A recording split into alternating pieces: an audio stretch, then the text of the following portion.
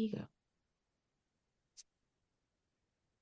Hey guys, I'm Al Washington, and welcome to my Mystical Loft. And I just want another friendly reminder to everybody that my official podcast season has not started yet, but I wanted to bring on another special guest. She has been a very good friend of mine for years, and she is a writer, a therapist, and a film director. Her name is Tiffany Dilworth. And I want Hi, you all to... Al. It's so great to be here with you on Mystical Loft. I love the name, by the way. Oh, thank So you. I appreciate it. Yes, I'm glad you having you love it. on. Yes. Thank you so much. Okay, yes, and I'm going to pass the mic over to Tiffany, and we're going to go ahead and get started. So, Tiffany, let everybody know that how long have you been a writer and a filmmaker? Yeah, it's a great question. And so, goodness, I've wrote my first book in 2016. So it's actually related to the area of mental health I specialize in. So it's related to trauma. And after that, I said, you know what? I really enjoy writing. I started another book. But when it comes to actual film writing, I started that in 2018 with Charm City Filmmakers. It's actually where you and I met. And Yeah. so I definitely am so thankful for Charm City Filmmakers out of Baltimore. But that was my first year, 2018. And so I had initially planned on doing the film in 2019, but Hmm. as you know, the pandemic happened. And so I had to unfortunately be pushed back. And while the pandemic was going on, I had the opportunity to write my second film. And Yeah. so in Yeah. 2021, towards the end of quarantine, that's when I was able to finally do both of my films, direct them and do the editing for them. So it's a really fun experience doing two films in a short period of time. But yeah, the pandemic really put a wrench, I think, in a lot of our lives. So Yes. I am thankful Yeah. that I was able to find an avenue to engage with people, even though we were in quarantine, and it was through writing. Yeah. You're absolutely right. Yeah, I'm definitely with that. And speaking of writing, everybody, and I just want to let you guys know that me and Tiffany definitely write for two different genres. As you guys know, who knows my work, I'm more of a supernatural horror thriller, and she's definitely more with self-care, love, and mental health, which is definitely a very big issue still to this day, and especially for us writers, and especially for me, that since I seem to question myself when I'm writing and looking at it, as creators, as we writers can be. But speaking of the writing and your recent short film, Madison O, where you were the writer and director, and of course you wore a lot of hats, and I was your first AD. You did a fantastic job, beautiful film. So why don't you tell us Oh, more thank about that, like mixing in with the good and the bad, the cast and the crew? Like, was it a difficult scene or a shot you. Yeah. overall? Yes. And so it was my second film. And so I'd already had a little bit of experience. And when I look back at that time, I see it kind of as an overall perspective. And I see that was good. Some questionable moments. We kind of fell apart a little bit and went back to good. So we ended Right. on a good note. And Yeah. so it was a 2-day film. And I'm so glad that you were there. You were such a big help to me. You I really were. thank you, Tiffany. I tried. Thank you. I was like, thank you for bearing with me, but you did a fabulous job. You really kept your cool. I worked with directors in the past that literally fly off the handle, but you didn't. You kept your composure. You were very professional, and you were just, it was natural how you did it. So definitely thank you for bringing me on board. So, yeah. Yeah, I appreciate that. And you know what? I'm glad you shared that because it really was a learning experience, not just being a director, but as a human being. Because Yeah. towards the end of the second day, all of us were tired. We had worked many hours the day before. We got up early that day. Yeah. And it's Yeah. towards the end of the day, energy is low. We're tired. We're drained. We want this to be over with, but there's still more shots to do. And Right. so I can see how sometimes people can get really frustrated and fly off the handle. And Yes. so it's really about having good people around you, supportive people around you, people that you can say, you know what, I just need a 5 minute break. And they can still Yes. manage everything while you go take a break. And Right. so I really am grateful for the crew that I had. And at the same time, it also helps me to recognize that I can do this because I know Right. there's times where I question that. I know you had shared I was confident, but Right. there were times where I did question because I don't know if you remember this. On the first day, Ed was there. Remember Ed? Yes, I remember. Yeah, So yeah, I remember. Ed, he does this for a living. So he's like an expert, right? And so Right. I remember he was helping us, guiding us a little bit. And then the second day, same thing, he was guiding us. But the second part of that day, he had to leave. And Oh so yeah, I I felt remember. like he was my crutch, and my crutch just left. And I was like, oh my goodness, it's just me. And I had to figure this out. And he's my earpiece telling me what to do. And so I don't know if you noticed or not, but I actually was kind of really nervous a little bit towards the second half of that day. And like I said, you guys really stepped up. You guys were there for me and encouraged me. And I remember some of the talent, I could tell they were getting drained and tired as well. Right. And so I had to make sure I took care of them, because they're the stars. They're the Exactly. ones Yeah. that's going to be on the film. And so I really had to make sure that they were taken care of. And so I kind of put my nervousness aside and just focused on them, focused on you guys, make sure you guys were okay. And I think that's just a part of being a director, is recognizing that your crew and the talent that you have on set, making sure that they're doing okay, make sure that they're doing well and keeping the energy up. So I had to make Yeah. sure I was in a positive mood, and I was making sure that I stayed focused and kept the time moving, because time can really go by fast when you're on set. Yeah. And Yes. so I remember there's one part towards the end of the second day where our we had someone on the team had an idea on how to do a scene to make it more dramatic, and it was Hmm. changing the lights. Yeah. And I That couldn't, part. the way he explained it, he didn't fully explain it, but I could tell he saw the vision, and he was like, just trust me, just trust me. And so I had to decide, okay, do I trust him even though he hasn't fully explained his vision? Or do I focus on us hurry up and just getting everything done because we're running out of time? Because it was on a Sunday and we all had to go to work on Monday. And Yeah. so I decided, you know what, I'm just gonna follow my gut, my instincts, and go with the flow and let him go ahead and do what he has in his vision. Right. And so I did it. And in the film, you'll see a scene where it's really dramatic in the scene and the light changes and it Yeah. I did adds like to the that. momentum of the scene. Yeah. And so I'm really glad that I just went with my instincts. And again, I had really good, strong people around me to help with the film, to help make sure my vision came to life. And of course, the talents did an amazing job. One thing I Right. learned through this is that if there's ever a really emotional scene that the talent has to do, it's crucial to do that towards the end, because there's a scene in the film where she's crying and screaming. Right. And if we had done that earlier in the day, she would have been drained the rest of the day. And so that Yeah. helped me just to be mindful again of making sure that we're taking care of our talent. And so as you can hear, there are a lot of learning lessons for me, and a lot Right. of great experiences I had as well. So I'm so thankful that I had the opportunity to be able to work with Charm City and you guys Right. on just Absolutely. navigating that experience and again that personal growth as well. Absolutely. Tiffany. No, thank you. And I just felt like at that time, like, as you said, that everybody had to go to work the next day, but I know it can't always be about that. It's like we're creating, we're making the movie. And I felt like, because I had some people come up to me, you know, Al, I know we're kind of pushing the time and how much more, and I have to go. I say, guys, I understand that, but we're going to get it done. We got to get the shots. So, like I said, be patient. And after that, they were great. So, yeah, I'm sure you had moments like that, Tiffany, but you handled it like a boss. So I thought it was great. So I'm glad the film came out how you wanted it. So yeah, I was Yes. Thank you. I appreciate that. absolutely, absolutely. You're very welcome. No, and definitely a good wrap on the film. You guys, please make sure to check that out. Madison is on her YouTube channel, Tiffany Dilworth. But so Tiffany, let's go ahead and get to the latest and the greatest. I know, but never the least, your recent book, Types of Grief.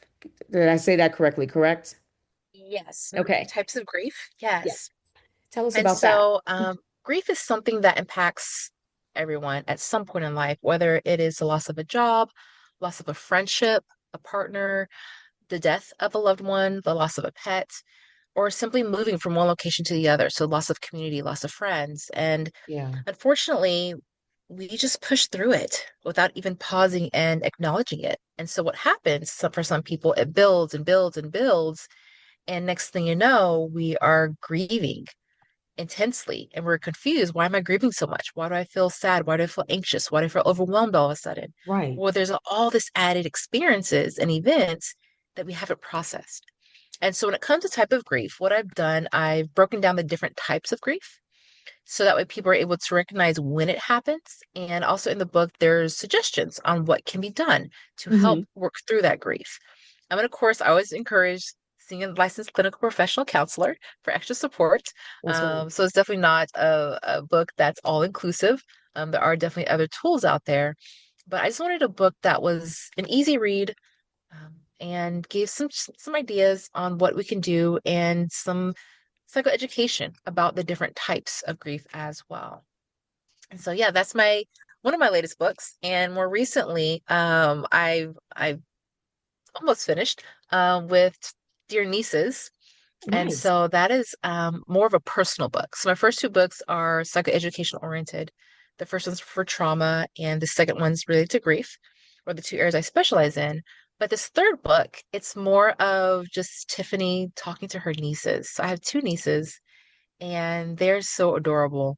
Oh. One's in first grade, the other one's in fifth grade, and Okay. and so I wrote this book because, as you probably know, the dating life can be very challenging. Oh yeah. And I said, you know what? I want to give some education to other people about my experiences. And so when I got into college, I started taking notes. I did, Al. Oh Started taking wow. notes about my experiences, what I learned. And next thing I know, I have over 100 pieces of advice. And then Okay. it added to 200 pieces of advice and 300 pieces of advice. And that's what the book is. It's just over 300 pieces of advice that I wish somebody had given me when I was dating, before I started dating. Okay. Right. I hear And that. so that's what the book is about. And so I'm excited to see how it goes. And Yeah. of course, it's too young for my nieces right now, but Right. when they get older, they'll be able to read it. Um, No, and I just hope they don't get, I guess, with the social media, everyone's like, well, social media is a problem when it comes to dating. No, it just makes it more easier to cheat and it's more temptation. That's it. Trust me. If it wasn't around TikTok and Instagram, whatever, people will find ways to still get what they want. So I just didn't want your nieces, like, hopefully they don't, get discouraged of like, because you said that with the dating scene and everything. So, and the pages you've written, I'm sure you can do like a journal diary type of thing, probably. Definitely for your book. mhm. So yeah, like a diary Yeah, yeah. pages. I love that. Yes, and actually, that is part of. There's one chapter where they write down their own experiences, uh, as well. So, but yeah, I love that idea. Dear Thanks. Nieces, yeah, I mean, definitely keep me in the loop for that. That's not, I love the title, Dear Nieces. I love it. Okay. I like that. But so overall, from the films and books that you've written so far, what made you pick up the pen? What was there something or someone that made you go for your calling? Do you have a favorite writer? Any books, movies? Yeah, that's a good question. So this is twofold. So first, my first book I wrote because I saw a need. I had a lot of clients coming in sharing that they wish they had more coping skills for trauma. And so I saw a need. And so that's what provoked me to write a psychoeducational book. But before then, I was writing as a child. I remember remember in school, we had those creative writing assignments. Yeah, I I remember. Yes. loved them. I did. I remember there were times my teachers, they would have me go in front of the class and read it because they really enjoyed my writing. And that's where my writing Wonderful. really began. And then fast forward, this might sound strange, but Ralph Waldo Emerson, I know Yes. he's very dark and morbid, but Really? I Okay. really liked him. I did. I really liked him in middle school, and I really embraced a lot of his poems, and it just helped me move forward, when it comes to writing. And then when I got into college, there was a Black Student Association I joined, and Hmm. we did our own student play. And I had the opportunity to write characters in that play. Oh, And nice. that was my first time writing characters in actual play and seeing it on stage. And so that was an amazing experience. And it just kind of took off from there, just continuing to write and give support to people who are writing plays and then being in plays myself. So being on that other end as well. And then being in Baltimore, connecting with you Yeah. guys. And so it really had started way back in childhood, the whole writing and creative writing experiences. Definitely, I feel that. I didn't know you like Ralph. Well, I can't pronounce his last name, Emerson. Yeah, he is dark. I was like Tiffany. I didn't know you. It was. I didn't know you like that though. Okay, he is a little dark, but that's Yeah. definitely good inspiration. Okay, Yeah. I If I like had that. my way in middle school, I'd have been gothic. But my parents were like, no, Tiffany. So Tiffany, I yeah, can't see that that was now. me in There's middle no school. way. No, really, you were gothic. I can't picture you like that now. Okay, wow. Well, Okay. I Wow. wanted to be. I wanted to be, You but my wanted, parents wouldn't okay. let me dress that way. Yes, they would not let Oh, me. So they steered me to the cheerleading route. So that's probably what you see, the cheerful cheerleader, Tiffany. well, But yeah. deep down inside, I really wanted to embrace the gothic side. Yeah. Well, I appreciate it. No, this is something new. I didn't know that because again, you know my tone of like I said, what I'm my genre, what I do. I was like, wow, I was like, let me I want to bring Tiffany on and again, guys, because definitely she's a beautiful, wonderful writer and she definitely deals with a lot of issues with mental health and self-care. So, and that again, I can't stress that enough how important that is, and especially for us creative writers.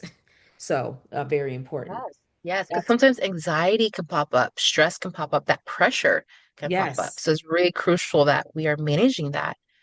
Because if we aren't careful, we can have nervous breakdowns. And so it's Yes. very important that we're enjoying life and we're giving our brains a break every once in a while.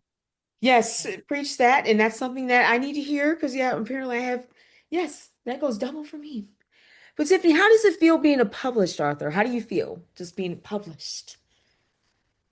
Well, it didn't really change for me. I feel being a published author, I think what happens is whenever a person comes up to me and says, "Hey, I got your book," or "I read your book," or somebody sends me an email or a message, that's when I realize, oh, I did write a book.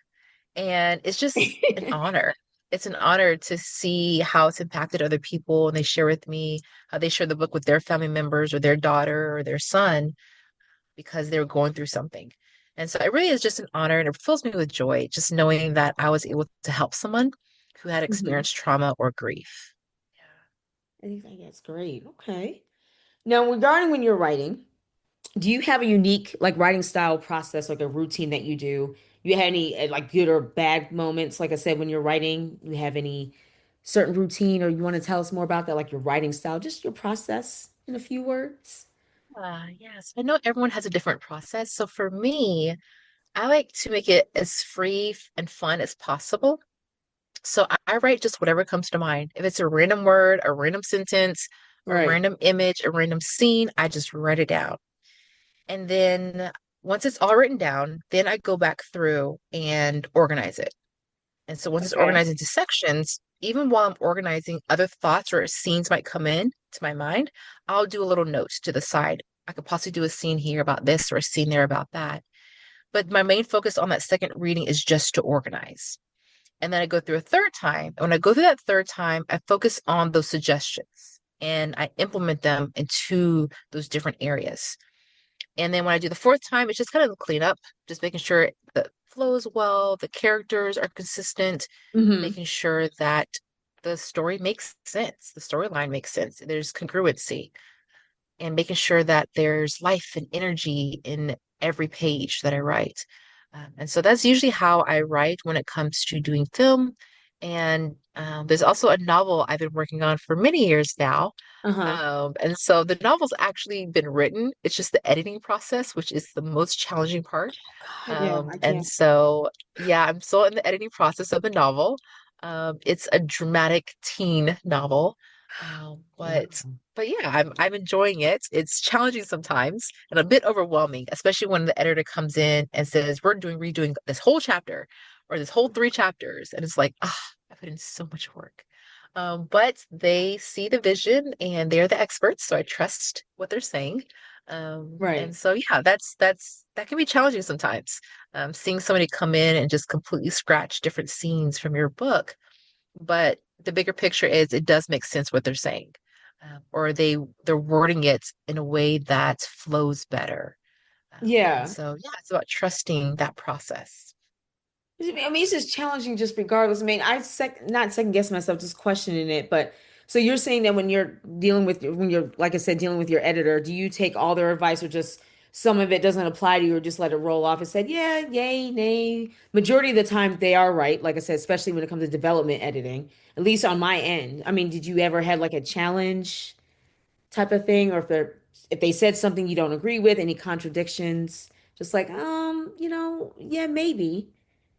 And maybe I Yeah, question. and I think that's natural. I think that happens, of course, because we're Right. two different personalities, two different perspectives. So I think it's natural for there to be moments where we don't agree.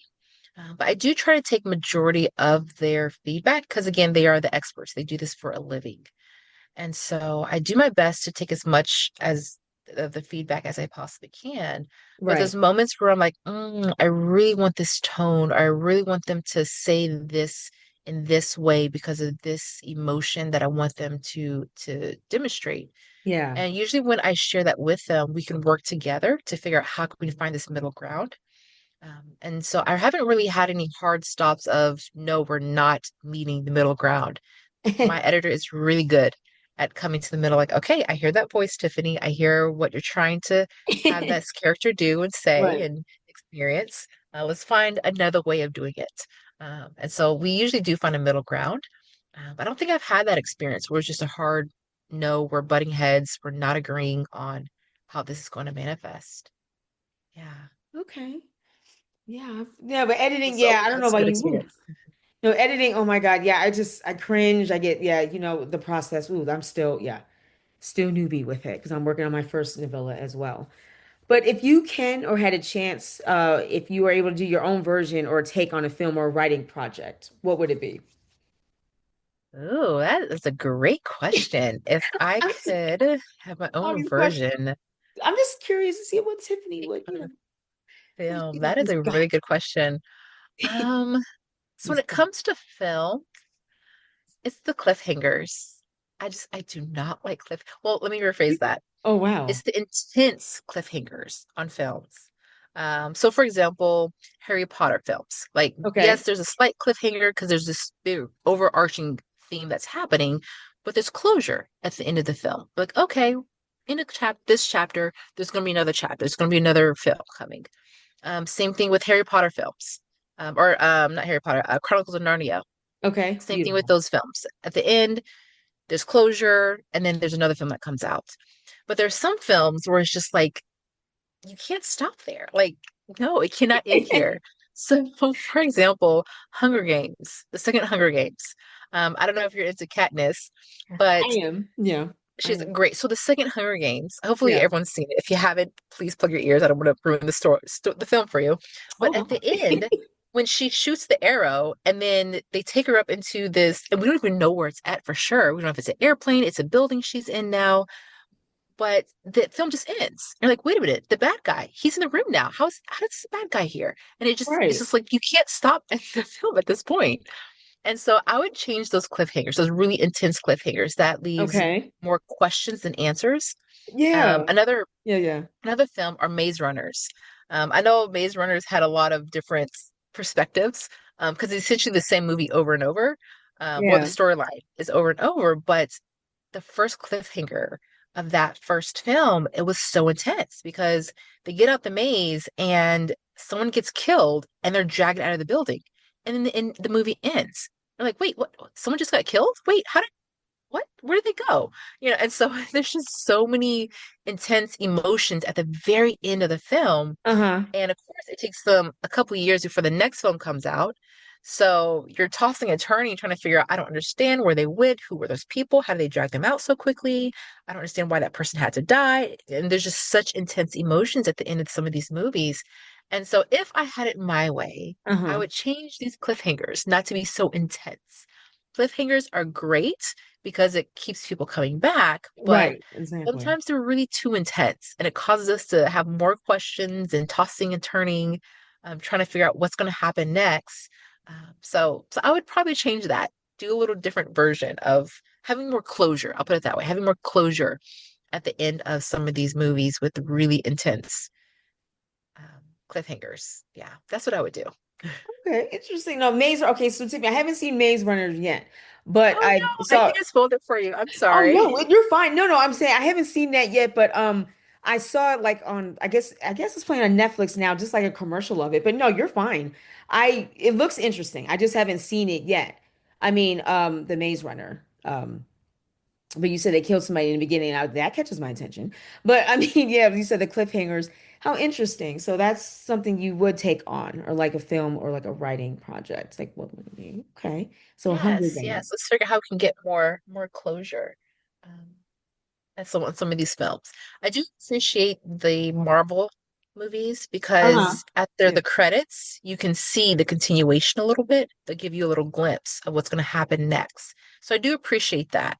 I wish more films would do something similar to that. So we still have that anticipation. It doesn't have to be with the intense cliffhangers. There's this emotional, oh my goodness, there's this emotional wound that's open now, and I have to figure out what's going to happen.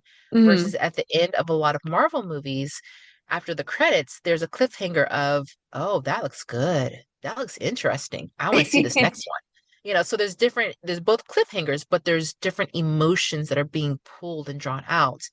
And so for me as a mental health clinician, I want us to be at peace and at joy and have healthy anticipation, not, I need this answer, Right. intense and anxiety anticipation.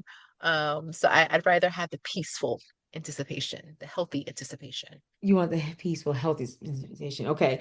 So on a side note, on a random note, you said speaking of Marvel movies, one thing I just don't like to do if I had to rewrite one of my favorite films or something like a fan fiction, I don't like doing dream sequences. I don't. I don't like doing dream sequences.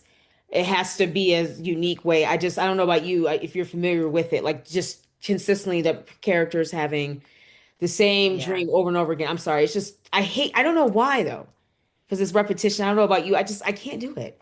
I try. It just I has to hear what be a you're saying. certain. I'm sorry. Yeah, I hear what you're saying. Yep, I hear what you're saying. Yeah, the only thing close to that would be I don't know if this is something you like Nightmare on Elm Street. That's a little bit different because Freddy Mm-hmm. comes in your dreams and out, inside and out. And if he kills you, and you know the story. If you guys Right. don't know, he'll kill you in your dream. And if you wake up, he can still kill you. But either way, that's a little bit different. But just consistently dream sequences on the next page.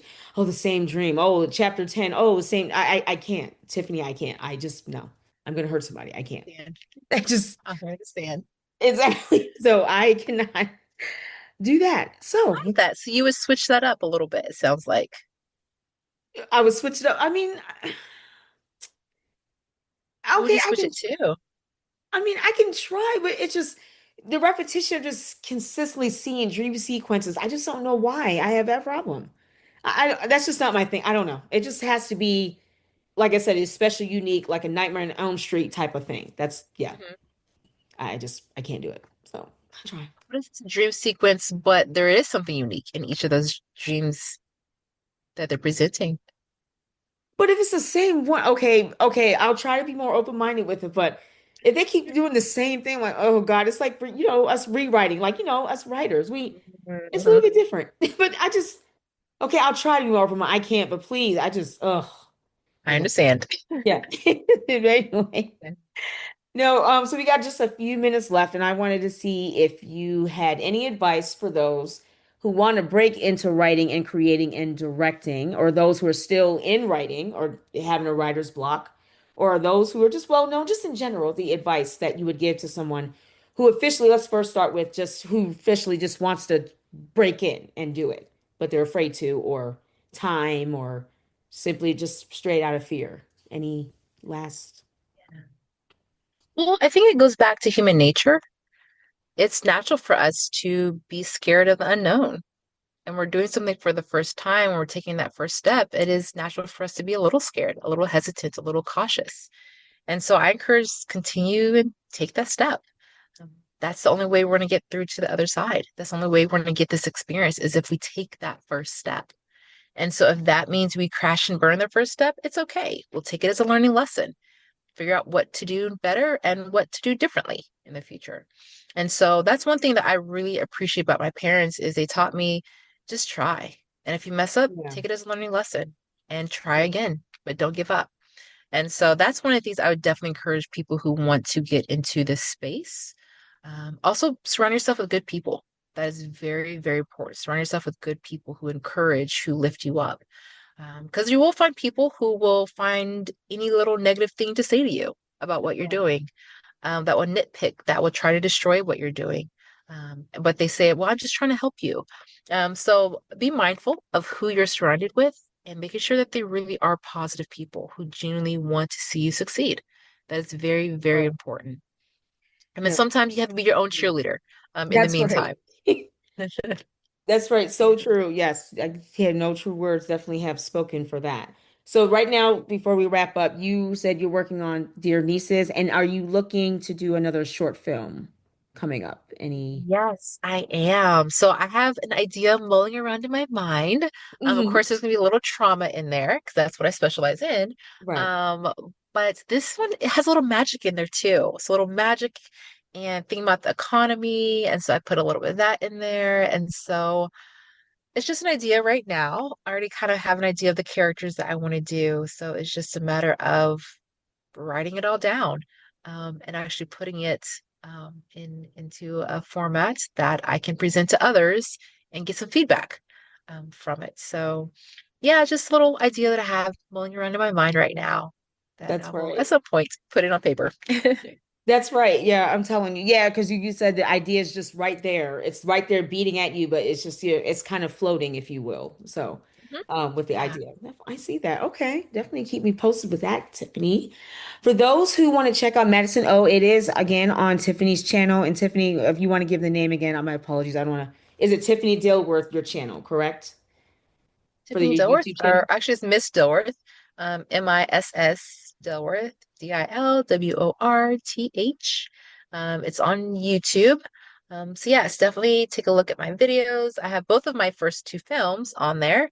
And so I definitely love sharing just the creativeness of things. And by the way, it was my first time editing, so please don't judge too hard. Oh But God. this year, I've actually really honed in on editing a lot more. And so I'm excited for a next film to come out because I know the editing is going to be so much better. That's Because I right. actually You hired did it someone right. to teach me more about editing. So I've just been practicing the past few months just to Absolutely. increase my skills, you know. But you should be proud of yourself because you did it though. You could have said, no, no, this is not going to come out. But no, in order for us to get better, we got to keep doing it. But you dipping your feet in the water and going in, you should definitely be proud of yourself for that. Truly, for that. You did it. So yeah, we Yeah, can I always appreciate that. improve. You're welcome. Absolutely. We can always definitely always improve. Those who don't feel differently, obviously, but in order to get better, that's what we have to do. So yeah, we don't Thank you so stop much for there. having me on the show. This has been Thank so much you. fun, Al. It has. And congratulations on the show. It's awesome. Thank you. No, I appreciate it. And thank you for coming aboard. Thank you so much. Definitely for that. So, guys, that is it for this evening. And please check her out, Tiffany Dilworth, and even her website, missdilworth.com. Okay, you guys definitely have a good night, and I will see you next time.